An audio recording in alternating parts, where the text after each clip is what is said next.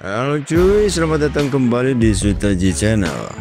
Dalam video kali ini Mimin masih membahas manhwa yang berjudul Infinity Mage Part 33 atau chapter 101 sampai 103. Video ini juga merupakan kelanjutan dari video-video sebelumnya. Jadi jika kalian belum menonton pembahasan yang sebelumnya, kalian bisa scroll dan tonton videonya terlebih dahulu. Oke, tanpa basa-basi lagi langsung saja kita menuju ke alur ceritanya.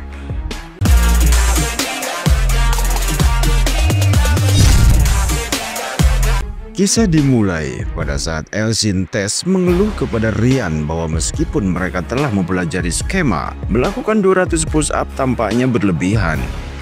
Rian mengabaikannya dengan menyuruhnya pergi karena jika tidak, bisa-bisa mereka dihukum lagi. Tetapi Elsin berpendapat bahwa Parka sedang sibuk dengan ujiannya, jadi tidak perlu khawatir. Beberapa siswa di dekatnya berbisik menanyakan, mengapa gadis kelas 1 yang paling dikagumi hanya mau berbicara dengannya. Dia merasa iri sampai-sampai mengutuk akan membunuh Rian. Mereka juga berharap untuk dapat perhatian lebih saat ujian seperti ini. Mengalihkan pembicaraan, Elsin bertanya apakah Chiron ini seorang gadis. Rian terkejut. Dia menyangkanya dengan keras, mengatakan bahwa meskipun dia bodoh dan tidak berbakat, dia tidak akan pernah bersumpah pada sembarangan orang seperti itu. Dia sangat yakin bahwa Chiron akan menjadi yang terkuat suatu hari nanti. Itulah sebabnya dia mempercayakan hidupnya kepadanya. Elsin memperhatikan perubahan sikapnya ketika membahas tentang temannya itu. Rian memperingatkannya untuk tidak berasumsi buruk tentang Chiron dengan mudah. Elsin kemudian berpikir dalam hati bahwa jika Rian sangat menghormati temannya itu, dia mungkin akan merasa sedikit cemburu padanya. Karena penasaran, Elsin bertanya apakah Rian bisa memperkenalkannya dengan Chiron. Pertanyaan ini membuatnya bingung. Mengapa kau ingin bertemu dengannya? Elsin menjawab bahwa karena Rian terus-menerus memujinya, siapapun secara alami pasti akan penasaran. Elsin juga mengakui bahwa dia merasa iri karena Rian sudah memiliki seorang tuan. Rian masih bingung. Dia berkomentar bahwa permintaannya sangat tiba-tiba. Rian mengingatkan wanita itu bahwa Chiron berada di Kreas yang lokasinya cukup jauh dari sini. Tetapi wanita pirang ini dengan gampang menyarankan agar mereka pergi menemuinya. Mumpung sebentar lagi liburan mereka akan datang. Dia menyebutkan bahwa ada sebuah pulau kecil di wilayah selatan yang merupakan tempat wisata populer. Dia mengusulkan agar mereka dapat mengunjunginya untuk bersenang-senang. Rian kaget dan bergumam, dia mau pergi bersama Chiron. Dia ingat bahwa sudah setengah tahun sejak dia terpisah dengan Chiron. Karena Rian langsung diseret ke akademi ini, jadi mereka sudah tidak bertemu selama 6 bulan. Harapan untuk bertemu temannya lagi dan menikmati perjalanan bersama begitu menggodanya. Setelah berpikir sejenak dia bertanya-tanya, ya, apa tidak masalah pergi bertiga? Dia bilang temannya itu pemalu. Di sini Elsin menyeringai setelah mengamati reaksinya. Dia menyarankan agar Chiron membawa pacarnya juga, karena dia yakin Chiron pasti punya banyak teman di sekolahnya. Jadi, perjalanan ini akan berubah menjadi perjalanan double date. Rian terkejut dan mengulang kalimat itu dengan bingung. Dia tidak yakin harus menjawab apa. Dengan acuh tak acuh dia berkata bahwa dia akan memikirkannya. Mengalihkan topik pembicaraan, dia dengan percaya diri mengatakan bahwa dia akan menunjukkan kemampuannya sebelum mereka liburan. Pada saat itu Parka memanggil namanya sambil memberi isyarat bahwa ujiannya akan segera dimulai. Saat memulai ujiannya, dia segera menyadari bahwa mengandalkan kelenturan saja tidak akan cukup. Rintangan raksasa ini menghalangi jalannya dan hanya menyisakan celah kecil di bagian bawahnya. Tanpa gravitasi eksternal, maka dia akan tercincang seperti daun salad. Dengan menggunakan first impact, dia menggeser pusat massa tubuhnya keluar dan melakukan teknik tersebut dengan sempurna. Saat ujiannya berakhir, sebuah pengumumannya menyatakan bahwa nomor 17, Elsintes, lulus. Dengan gembira dia merenungkan prestasinya sambil menyadari bahwa meskipun ini percobaan pertamanya, dia melakukannya dengan sempurna. Dia sekarang mengerti bahwa semua pelatihan mereka sebelumnya hanyalah dasar untuk menghadapi ujian ini. Dia melihat Parka dan bergumam bahwa meskipun kepribadiannya buruk, dia mengakui bahwa dia adalah instruktur yang kompeten. Parka kemudian memanggil peserta berikutnya dengan nomor antrian 28. Dia adalah Ryan Ogen. Saat melangkah maju, dia dengan percaya diri mengatakan akan menunjukkan penampilannya. Saat dia berhasil melewati rintangan pertama dengan cepat, siswa lain berikut Elsin tercengang. Mereka tidak mengira jika dia akan bergerak dengan kecepatan yang mengesankan. Saat Ryan fokus pada momen itu, dia bilang inilah saatnya untuk menggunakan gravitasi eksternal. Dia mencoba menggunakan skema untuk menggeser pusat masanya keluar. Setelah memusatkan kekuatan pada kakinya, dia dengan berani menjatuhkan diri untuk melewati bilah itu. Melihatnya dalam bahaya, Parka melompat dan menendangnya dengan keras. Dia berteriak padanya menuntut untuk tahu mengapa dia dengan gegabah melemparkan kepalanya ke arah bilah itu. Dia mempertanyakan apakah Ryan sebodoh itu. Mana skemamu? Mendengar ini Ryan bingung, bersikeras bahwa dia sudah menggunakan skema. Tetapi Parka bilang untuk jangan membodohinya. Apa kau tidak tahu apa itu skema? Bukankah aku sudah bilang jika kalian belum menggunakan skema, maka jangan mengikuti ujian ini? Ryan protes sambil meyakinkannya bahwa dia tahu cara menggunakan skema. Dia ingat sebulan yang lalu saat mengikuti ujian penguatan otot dan berhasil lolos. Namun Parka jelas tidak yakin. Dia mencemooh kata-katanya untuk membuktikan maksudnya. Parka menunjuk ke sebuah batu besar di dekatnya dan memerintahkannya untuk mengangkatnya. Dia menjelaskan bahwa ujian sebelumnya mengharuskan siswa untuk mengangkat 2 kali berat badan mereka, sehingga membawa batu itu seharusnya menjadi tugas yang sederhana. Ryan ragu-ragu sambil mengingat bahwa dia hampir tidak berhasil lulus ujian sebelumnya. Namun dia memegang batu itu dan mengangkatnya sekuat tenaga. Dia bertanya, apakah saya melakukannya dengan benar? Setelah mengamatinya sejenak, Parka berkeringat dingin dan berkata, bagaimana bisa? Ryan menoleh dan berkata, ada apa, Pak? Parka menghela napas sembari meminta maaf. Dia memberikan vonis yang tak terduga bahwa Ryan sama sekali tidak menggunakan skema. Siswa lain tercengang. Mereka berbisik satu sama lain tidak percaya karena mendengar bahwa instruktur baru saja meminta maaf. Ryan menuntut penjelasan dengan bertanya, lantas bagaimana caraku bisa mengangkat batu ini, Pak? Parka menggelengkan kepalanya dan terus terang menyatakan bahwa Ryan terlalu kuat. Dia mengangkat batu itu murni mengandalkan kekuatan fisik tanpa menggunakan sihir apapun. Akhirnya dia membuat pengumuman resmi bahwa Ryan Ogen tahun pertama semester pertama akan berada di peringkat terakhir. Setelah melihat rapornya, Ryan berpikir bahwa ini tidak adil. Dia mendapat peringkat terakhir hanya karena tidak bisa menggunakan skema. Dia khawatir ayahnya akan marah saat mengetahuinya. Jadi dia memutuskan untuk pergi keluar untuk sementara waktu daripada menghadapinya. Saat dia mulai pergi, Elsin memanggilnya sambil mengingatkannya untuk tidak melupakan rencana mereka. Ryan mengangguk sambil meyakinkannya bahwa tentu saja dia ingat. Sambil berjalan pergi, dia bertanya-tanya apa yang sedang dilakukan Sidon saat ini. Sementara di sisi lain Sidon sedang asyik berlatih. Dia dengan cepat bergerak secara horizontal sambil bereksperimen dengan mantra kuat seperti Rainbow Drop dan Photon Cannon. Dia membuat kilatan cahaya seperti pelangi dan pusaran foton. Selama pelatihannya dia juga menerapkan teknik laser. Sembari berlatih dia menjelaskan bahwa tidak peduli seberapa kuat suatu material, begitu dia terkena gelombang kejut laser, maka mantra kuat ini bisa menghancurkannya. Dia mencatat bahwa meskipun Photon Cannon memiliki daya ledak lebih kuat, tetapi serangan laser bisa menyebabkan kerusakan terus-menerus tanpa batas. Dengan begini, magic khususnya telah bertambah kuat dalam waktu singkat. Namun, saat dia mengeluarkan Wind Cutter untuk menjatuhkan buah, dia menyadari bahwa mengetahui mantra yang kuat bukanlah segalanya. Dia merenungkan untuk perlu belajar lebih banyak lagi. Di masa lalu dia bisa membuat lawan lengah karena sihirnya belum diketahui. Dia juga mengandalkan fungsi abadi untuk mengimbangi kurangnya ketepatan. Tetapi ketika menghadapi lawan yang benar-benar kuat, dia benar-benar tidak berdaya. Bahkan ketika orang-orang hampir mati tepat di depannya, dia tidak bisa berbuat apapun.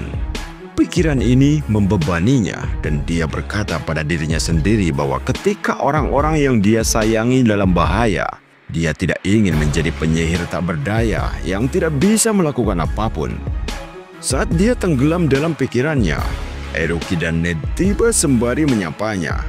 Mereka terkejut saat melihat teknik barunya saat berpindah dengan cepat. Ned bertanya apakah dia baru saja menggunakan teleportasi. Eruki kagum dan berkomentar, "Apakah kau sudah melatih kemampuan itu?" Teman kita dengan bangga mengkonfirmasi bahwa dia telah berhasil bergerak mendekati kecepatan cahaya, meskipun dia mengakui jika hal itu membuatnya pusing. Dia juga menunjukkan bahwa jarak tempuhnya terlalu pendek dan membuat teknik ini tidak berguna. Namun Eruki tidak setuju. Dia mengatakan bahwa siswa kelas lanjutan saja belum tentu bisa menggunakan mantra gerakan spesial ini. Setidaknya dia sudah berhasil mengejutkan Ned. Ned menyeringai dan berkata bahwa dia juga punya sesuatu yang mengejutkan untuk ditunjukkan kepadanya. Dia yakin Siren belum pernah mendengar plasma magic sebelumnya.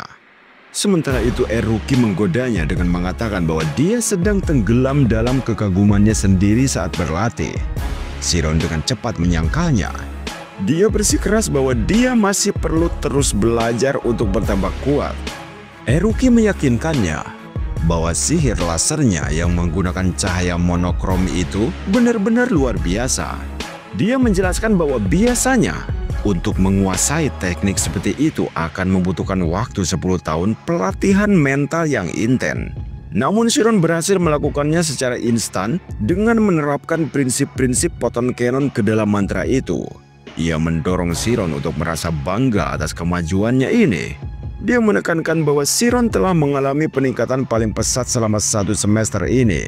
Keesokan harinya, ketiga sahabat itu mengungkapkan rasa terima kasih mereka kepada para profesor karena telah mengajar mereka selama beberapa bulan terakhir. Salah satu profesor terkejut dengan perilaku sopan mereka. Dengan bercanda bahwa dia tidak pernah menyangka para pembuat onar di sekolah ini akan bersikap begitu hormat. Guru Sienna mengingatkan mereka untuk jangan melupakan ilmu yang sudah didapat saat libur nanti. Ned menyeringai dan berkata bahwa bersenang-senang adalah keahliannya. Profesor lain berkomentar bahwa hal yang paling mengejutkan adalah bahwa Eruki yang dikenal gagal dalam mata pelajaran sejarahnya, dia masih bisa naik kelas. Sementara itu Profesor Ted mengumpulkan keberanian untuk bertanya kepada Guru Ethela, apakah dia bersedia makan malam dengannya di hari libur nanti. Semua orang terkejut dengan lamarannya yang tiba-tiba, tetapi sayangnya Guru Ethela menolak dengan sopan. Dia menjelaskan bahwa dia harus mengurus Ordo. Ted menghela napas sambil mengatakan bahwa dia benar-benar kuat dan mengungkapkan keinginannya agar berpartisipasi dalam latihan mereka. Guru Sienna dengan bercanda bertanya apakah Ted berencana untuk bergabung dengan Ordo. Dia memperingatkannya bahwa dia harus mencukur kepalanya sampai botak dan mungkin akan kehilangan popularitasnya di kalangan wanita. Ted dengan percaya diri menjawab bahwa cinta lebih penting daripada rambut. Ted menggodanya sambil mengatakan bahwa Sienna tidak akan mengerti karena dia tidak pernah pacaran. Semua orang tercengang oleh kata-katanya, namun Sienna tidak terpengaruh dan dengan tenang menjawab bahwa dia sebenarnya sedang menjalin hubungan asmara. Semua orang yang mendengar ini sangat terkejut. Ted tertawa dan mengatakan jika Sienna pandai bercanda. Dia menuntut untuk mengetahui dengan siapa dia pacaran. Dengan wajah serius, Sienna menjawab bahwa pacarnya adalah Magic. Mendengar ini semua orang menghela nafas lega sambil menyadari bahwa dia tidak serius. Saat itu, kepala sekolah masuk sehingga mengejutkan semua orang. Mereka terkesiap sambil bertanya, "Kepala sekolah, syukurlah kau masih hidup." Dia terkekeh dan mengatakan, "Apa aku benar masih diakui sebagai kepala sekolah?" Dia menambahkan bahwa kepala sekolah sementara akan mengambil alih pada semester depan. Dia meminta para siswa untuk menyambutnya dengan baik. Ned protes karena kecewa. Dia mengatakan bahwa dia tidak menginginkan kepala sekolah yang lain. Sebelum Chiron pergi, kepala sekolah meminta untuk berbicara dengannya secara pribadi. Chiron setuju sementara kedua temannya mengatakan akan menunggunya di luar. Selama percakapan mereka, kepala sekolah mengemukakan rencana Chiron yang ingin menyelidiki Miro. Chiron terkejut tetapi mengakui bahwa dia memang bermaksud melakukannya. Kepala sekolah telah mengamati anak-anak akademi ini selama 40 tahun. Dia menjelaskan bahwa dia dapat mengetahuinya hanya dengan melihat matanya. Chiron meminta maaf dan kepala sekolah memintanya untuk mencoba menjelajahi reruntuhan Kergo.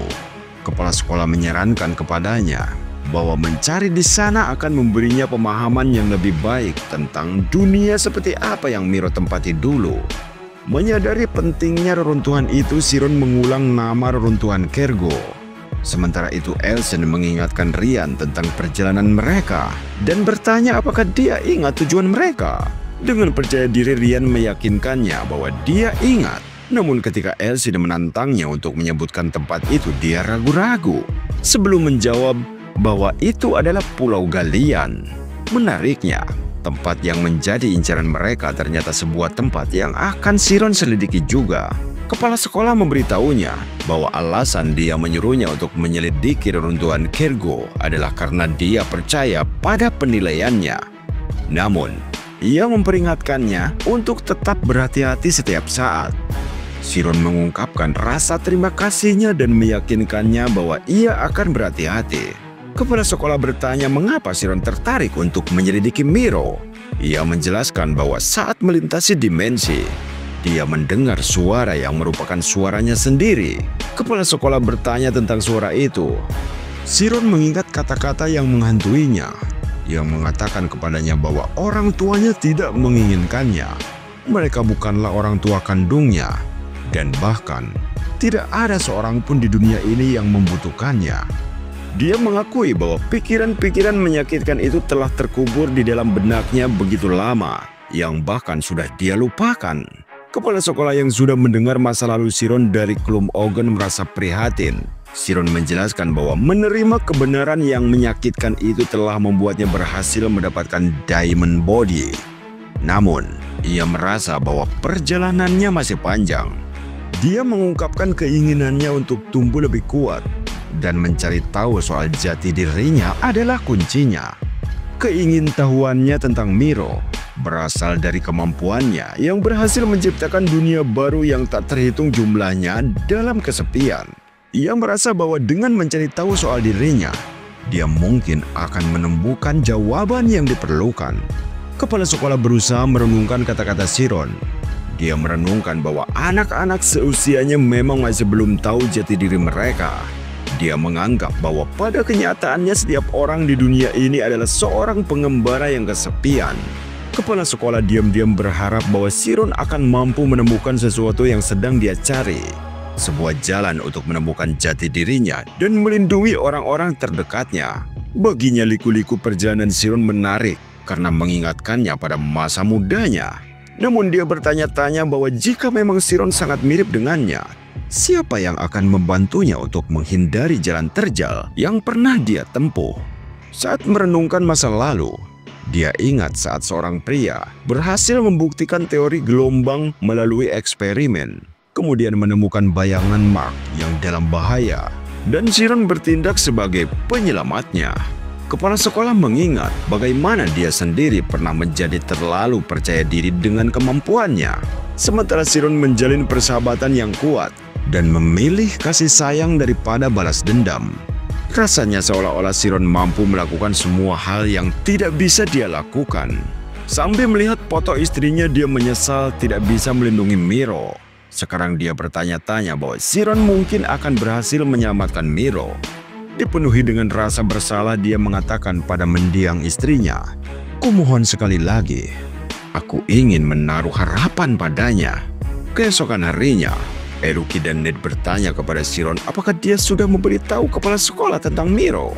Dia menjawab bahwa kepala sekolah menyuruhnya untuk menyelidiki reruntuhan Kergo. Dia tidak menyangka akan diberi izin olehnya dengan mudah. Kedua temannya itu kagum. Ned bilang bahwa reruntuhan itu sangat terkenal. Chiron membenarkan bahwa rencananya dia akan pergi ke sana sekalian liburan. Haruki berharap dia bisa ikut, tetapi menyebutkan bahwa ayahnya tidak akan pernah mengizinkannya. Saat itu Ned dan Chiron melihat keamanan tinggi di belakangnya. Mereka terkesan sambil mengatakan bahwa ini pertama kalinya mereka melihat kereta sekeren ini. Ned dan Chiron berkomentar bahwa ini tidak heran karena Haruki berasal dari keluarga yang sangat berkuasa. Ned kemudian menambahkan bahwa keluarganya sendiri juga memiliki aturan yang ketat, meskipun dengan cara yang berbeda. Ned kemudian merenungkan betapa mengejutkannya bahwa Chiron sudah bertemu dengan presiden pertama dari grup riset sains spirit supranatural. Dia juga ingat bahwa Mikey Geld, pemimpin asosiasi sihir saat ini, adalah salah satu anggota pendirinya. Haruki menambahkan bahwa pencipta Istas juga anggota pendiri grup mereka. Dia tidak menyangka ternyata ada begitu banyak orang ternama di grup riset mereka di zamannya. Sebelum berpisah, Ned meminta Chiron untuk memberi kabar tentang hasil penyelidikan begitu masuk sekolah. Ya, tentu saja, ucap Chiron berjanji untuk memberitahu mereka. Saat kereta mulai berjalan, Ned meneteskan air mata dan berkata, "Chiron, Haruki, selamat liburan." Sambil berkata dia akan menulis surat untuk tetap berhubungan. Chiron berpamitan dan memulai perjalanannya sambil berjanji bahwa mereka akan bertemu lagi bulan depan. Kita bergeser ke kediaman Reina Ogen di ibu kota. Terlihat pakaian berserakan di sepanjang tangga. Reina Ogen yang berusia 20 tahun terlihat kusut di depan pianonya. Rian mengintip sambil memperhatikan kekacauan itu. Dia mengeluh keras bahwa saudara perempuannya melakukan kekacauan lagi. Dia bergumam bahwa Reina telah berevolusi dari seorang perempuan tua menjadi seorang penyihir. Dia berasumsi bahwa kakaknya sudah gila dengan pianonya. Jika aku mengganggunya, bisa-bisa aku dihajar tak bersisa. Lebih baik aku menyelinap keluar. Dia memutuskan diam-diam akan mengambil barang-barang tanpa mengganggunya. Tetapi begitu dia mencoba berbalik, sebuah sepatu meluncur dan dengan tepat mengenai wajahnya. Reina dengan sinis berkomentar, "Kucing liar mana yang menyusup kemari?" Hanya untuk menyadari bahwa itu adalah adiknya. Dengan dingin dia menuntut untuk melihat rapornya. Namun Rian kesal. Dia berteriak bahwa dia bukan anak kecil dan menolak untuk menunjukkannya. Tepat setelah Rian selesai bicara, kakak perempuannya ini sudah menghajarnya sampai babak belur sehingga Rian menyerahkan rapornya. Saat dia melihat peringkatnya, ekspresinya berubah dingin. Dia terus terang bertanya, "Peringkat terakhir? Apa kau sudah gila?" Dia menuntut penjelasan atas keterangan skema misconception yang ditulis pada rapornya. Apa itu sama dengan kehamilan semu? Namun Rian tidak terganggu dan hanya mengabaikannya. Dengan marah Reina memanggilnya idiot. Apa susahnya menggunakan skema? Rian bilang bahwa dia tidak bisa melakukannya karena menggunakan skema baginya sangat sulit. Dia mencoba melarikan diri dari percakapan dan berbalik untuk pergi. Tetapi Reina membetot bajunya sembari menuntut untuk mengetahui kemana dia akan pergi. Dia memberitahunya bahwa setelah urusannya di sini selesai, mereka akan mengunjungi kakek mereka. Mendengarnya Rian protes dan mengatakan bahwa dia punya janji untuk pergi jalan-jalan dengan temannya. Reina yang kesal mendorongnya ke sudut dengan menggunakan kakinya. Dia bertanya, "Pergi dengan siapa? Kau tidak punya teman. Siapa orangnya?" Frustasi dengan pertanyaan yang tidak ada habisnya, Rian ragu. Dia berpikir dengan hati-hati, karena jika dia mengaku akan double date dengan Chiron, maka nyawaku akan melayang sekarang juga karena dia ini sangat cemburuan. Dia secara mental mengutuk Chiron. "Chiron, dasar kau brengsek. Harusnya kau juga tahu sifat kakakku yang seperti ini." Setelah jeda singkat, Rian mengklaim bahwa dia akan pergi dengan Tess, putri tunggal keluarga Elsin. Riana berteriak, "Jangan menipuku. Kenapa keluarga terkenal seperti mereka sudi bepergian denganmu?" Tanpa memberinya waktu untuk berdebat, Rian dengan cepat melepaskan diri dan bergegas keluar. Riana berteriak memerintahkannya untuk berhenti. Tetapi Ryan bergerak dengan kecepatan yang luar biasa. Sambil menyaksikan adiknya pergi, dia menggelengkan kepalanya dan bergumam bahwa tidak peduli seberapa keras Ryan berjuang, dia tidak akan pernah bisa melampauinya.